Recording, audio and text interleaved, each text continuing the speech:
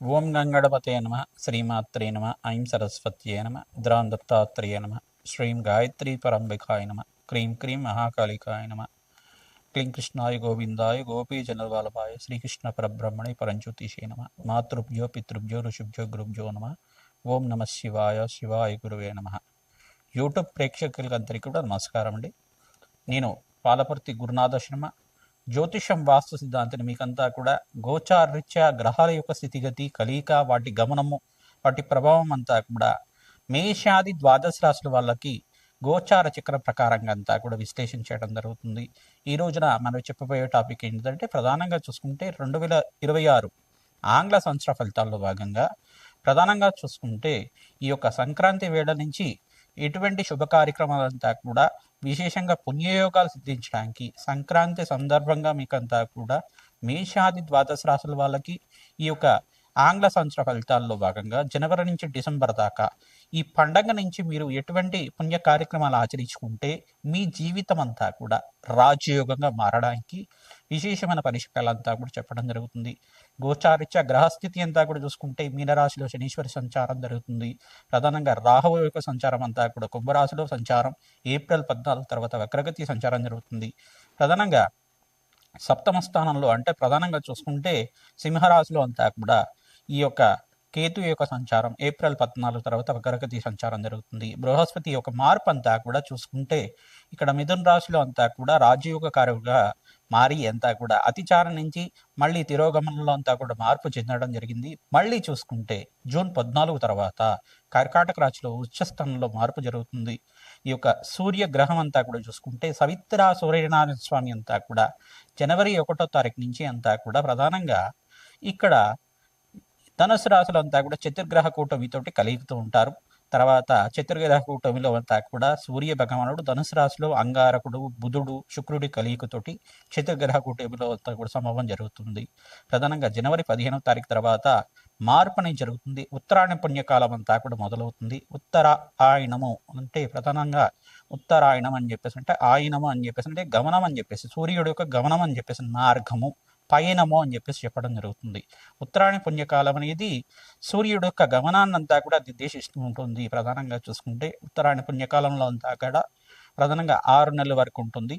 తర్వాత 6 నెలల తర్వాత దక్షిణాయన పుణ్యకాలం వస్తుంది. ప్రధానంగా చూసుకుంటే ఈ కాలాన్ని అంతా కూడా ఉత్తరాయణ పుణ్యకాలంలో మకర రాశిలో ప్రవేశం చేసిన తర్వాత ఈ యొక్క మకర రాశిలో అంతా కూడా ప్రవేశం చేస్తుంటారు సూర్యనారాయణ స్వామి అంతా కూడా 15వ తారీఖు రోజున, జనవరి 15వ తారీఖు రోజున.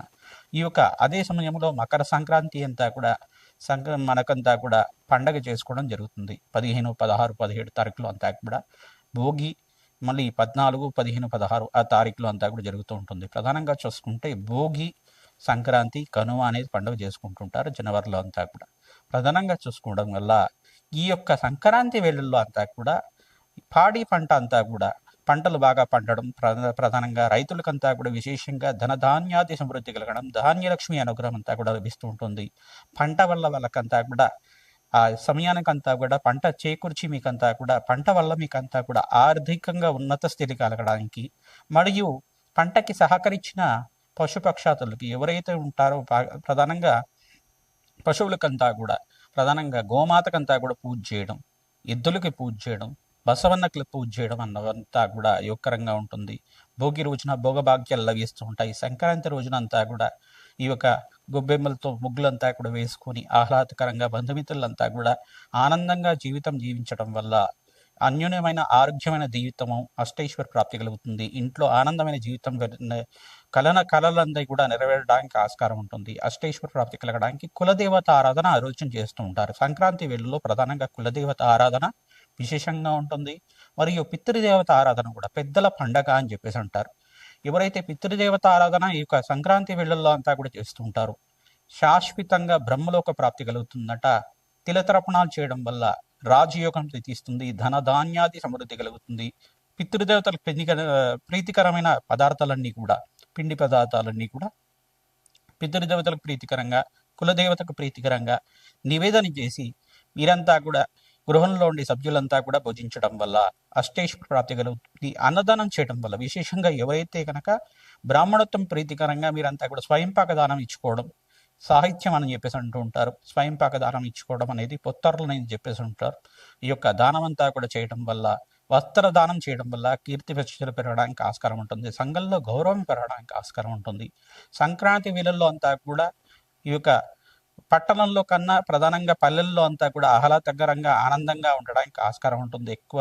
ఈ యొక్క పట్టణాల్లో కూడా బంధువుల యొక్క సహాయ సహకారాలతోటి బంధువుల యొక్క ఆహ్లాదకరంగా ఆనందంగా ఉండడానికి అందరూ కూడా చేకూర్చి మంచి గీతాలు నృత్యాలు చేసుకుంటూ ఈ పండగనంతా కూడా అట్టహాసంగా అంతా కూడా మంచిగా ఆనందంగా ఉత్సవాలన్నీ కూడా చేయడానికి ఆస్కారం ఉంటుంది. ప్రధానంగా చూసుకుంటే సంక్రాంతి అనేది తెలుగు రాష్ట్రాలంతా కూడా చాలా పెద్ద పండగ, పెద్దల యొక్క పండగ అంటారు, పెద్ద పండగ అంటారు దీన్నంతా కూడా.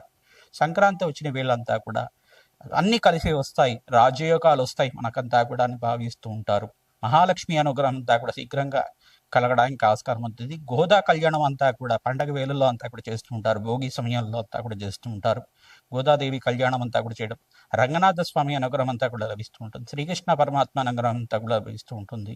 తద్వారా ఎవరైతే ఈ యొక్క కళ్యాణంలో అంతా కూడా పాల్గొంటూ ఉంటారో అష్టైశ్వర్య ప్రాప్తి కలగడానికి ఆస్కారం ఉంటుంది. గోదా కళ్యాణంలో కూడా విశేషమైన పుణ్యయోగం రావడానికి ఆస్కారం ఉంటుంది, అష్టైశ్వర్య ప్రాప్తి కలగడానికి ఆస్కారం ఉంటుంది. ప్రతినిత్యం కూడా ఈ యొక్క అమ్మవారి ఆరాధన ఖడ్గమాల స్తోత్రంతో కుంకుమార్చన చేసుకోవడం, ఈ యొక్క యజ్ఞ హోమాది క్రతువుల్లో అంతా కూడా పాల్గొనడం వల్ల విశేషమైన పుణ్యయోగం వస్తుంది. దేవాలయ ప్రాంగణంలో ఉత్తరాయణ పుణ్యకాలంలో అంతా కూడా దేవతలకి శక్తి కలిగే విధంగా విశేషమైన యజ్ఞాత క్రతులు అంతా కూడా చేస్తూ ఉంటారు. రాజశ్యామల యజ్ఞాత క్రతులు కానీ, విశేషమైన చండీ హోమాది కార్యక్రమాలు కానీ, కులదేవత ఆరాధన కానీ, విశేషంగా ఎవరైతే యజ్ఞ హోమాది క్రతులంతా కూడా చేస్తూ ఉంటారో విశేషమైన పుణ్యయోగం సిద్ధించడానికి ఆస్కారం ఉంటుంది. అత్యంత శుభమైన కాలంగా ఉత్తరాయణ పుణ్యకాలం అంతా కూడా అత్యంత శుభకాలంగా ఉంటుంది. సంక్రాంతి అంతా కూడా పుణ్య కార్యక్రమాలు ఆచరించుకోవడానికి, దాన ధర్మాలు చేసుకోవడానికి అత్యంత శుభమైన ఫలితంగా ఎవరైతే దానాది కార్యక్రమాలు చేసుకుంటూ ఉంటారో 3 రెట్లు 3000 కోట్ల రెట్లు ఫలితం అంతా కూడా పొందడానికి ఆస్కారం ఉంటుంది. ప్రతినిత్యం కూడా అమ్మవారి ఆరాధన, కులదేవత ఆరాధన, పితృదేవత ఆరాధన మర్చిపోకుండా చేస్తూ ఉండండి. తద్వారా అష్టైశ్వర్య ప్రాప్తి కలుగుతుంది, రాజయోగం సిద్ధిస్తుంది. తులారాశి జాతకులకి 2026 ఆంగ్ల సంవత్సర ఫలితాల్లో భాగంగా రాజయోగం సిద్ధి రావడానికి, సకల గ్రహదోషం నుంచి బయటపడి ఆనందమైన జీవితం జీవించడానికి ఏ మాసంలంతా కూడా అత్యంత యోగకరంగా ఉంది తెలుసుకోవడం జరుగుతుంది. ప్రధానంగా ఆంగ్ల సంవత్సరంలో విశేషమైన పుణ్యయోగాలంతా కూడా తులారాశి జాతకులకి, విశేషంగా మహాలక్ష్మి దేవి అనుగ్రహం వల్ల ఈ యొక్క శుక్రుడు ఉచ్చస్థానంలో మార్పు, శనీశ్వరుడు పాటు కలియిక రాజ్యయోగంగా మారుతుంది. ప్రధానంగా ఇక్కడ అంగారకుడు ఉచ్చస్థానంలో మార్పు ఫిబ్రవరి 18 తర్వాత మీకంతా కూడా రాజ్యయోగంగా ఉంటుంది. ప్రధానంగా ఇక్కడ పంచగ్రహ కూటమి అంతా కూడా కుంభరాశిలో ప్రవేశం చేసిన 5 గ్రహాలన్నీ కూడా మిశ్రమైన ఫలితాలు ఇచ్చినప్పటికీ కూడా ధన సహాయం అంతా కూడా చేయడానికి ఆస్కారం ఉంటుంది. ధనయోగానంతా కూడా జీవితంలో మార్పు, విశేషమైన మార్పు అంతా కూడా జరగడానికి ఆస్కారం ఉంటుంది. ఈ యొక్క వివిధ వ్యాపార రంగంలో వాళ్ళకి లాభాలు గణించడానికి బృహస్పతి రాజయోగం అంతా కూడా ఉచ్చస్థానంలో మార్పు వల్ల అత్యంత శుభమైన ఫలితాలు పొందడానికి ఆస్కారం ఉంటుంది. ప్రధానంగా గ్రహస్థితి అంతా కూడా చూసుకుంటే జూన్ 14 తర్వాత ద్వితీయార్థంలో రాజయోగ కారణంగా మారుతుంది. ప్రధానంగా పట్టిందల్లా భగ్నాగ్రహంగా మారడానికి బృహస్పతి అనుగ్రహం, శుక్రుడు అనుగ్రహం, ఇక్కడ అంగారకుడు అనుగ్రహం వల్ల ప్రధానంగా జన్మజాతకంలో గనక ఈ గ్రహాలు యోగకరంగా ఉంటే గోచారిత్య గ్రహాలు కూడా అత్యంత యోగకరంగా మారి పట్టిందల్లో బంగారం అవడానికి ఆస్కారం ఉంటుంది. అష్టైశ్వర్య ప్రాప్తి కలగడానికి ఆస్కారం ఉంటుంది. రాజయోగ సిద్ధి రావడానికి ఆస్కారం ఉంటుంది. మాసాలతో సహా మీకు చెప్తున్నాం. ఈ మాసంలో ఈ గ్రహం అంతా కూడా ఈ ఉచ్చస్థానంలో మార్పు చేయడం వల్ల గ్రహాల యొక్క కారకత్వంగా మీకు అంతా కూడా విశ్లేషించడం జరుగుతుంది.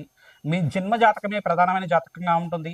జన్మ జాతకంలో ఎటువంటి గ్రహ దోషాలు ఉన్నాయి, మీకంతా కూడా మీకు వ్యవహారికంగా ప్రతినిత్యం కూడా అనుకున్న పనులు సకాలంలో జరగకపోవడం కానీ, దీర్ఘకాలికంగా అనారోగ్య బాధలతో పడుతూ ఉండడం కానీ, అనుకోని కష్టాలంతా కూడా అనుభవిస్తూ ఉండడం కానీ, మీ మీద ఎవరైనా చెడుపీడ చేశారని అభద్రత భావంతో ఉంటే గనక తంత్రశాస్త్రంలో చెప్పిన ప్రకారంగా విశ్లేషణ అంతా కూడా చేయడం జరుగుతుంది.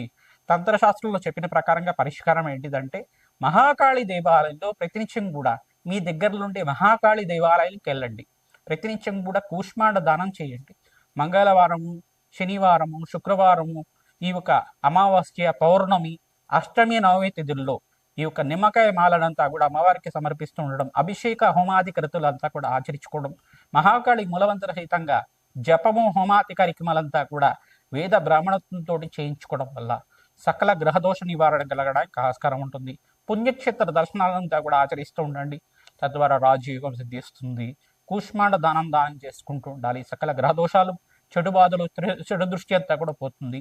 మన్యసూక్త పారాయణ, హనుమత్ దేవాలయంలో మన్యసూక్త పారాయణ, మన్యసూక్త మూలమంత్ర సహితంగా మన్యసూక్త విధానంగా మీకంతా కూడా, పవమాన సూక్త మంత్రం విధానంగా మీకంతా కూడా విశేషమైన హోమాది కృతులంతా కూడా ఆంజనేయ స్వామి ప్రీతికరంగా మీరు జపము హోమాది కార్యక్రమాలు ఆచరించుకోవడం వల్ల, వడమాలనంతా కూడా సమర్పించడం, వడమాలని స్వచ్ఛమైన తేలలో అంతా కూడా ముంచి స్వామివారికి నివేదన చేసి భక్తులకంతా కూడా పంచడం వల్ల చెడు బాధల నుంచి బయటపడడానికి ఆస్కారం ఉంటుంది. చెడు పీడ నుంచి బయటపడడానికి, శత్రు బాధలు, శత్రు పీడల నుంచి బయటపడడానికి, ఈ యొక్క దుష్టగ్రహ దోషాల నివారణ అవడానికి ఆస్కారం ఉంటుంది. ప్రతినిత్యం కూడా భగవంతుడి ఆరాధన చేయండి, అమ్మవారి ఆరాధన చేసుకోండి. ఈ సంవత్సరం అంతా కూడా రాజయోగంగా మారడానికి ఆస్కారం ఉంటుంది. శ్రీమాత్రే నమః.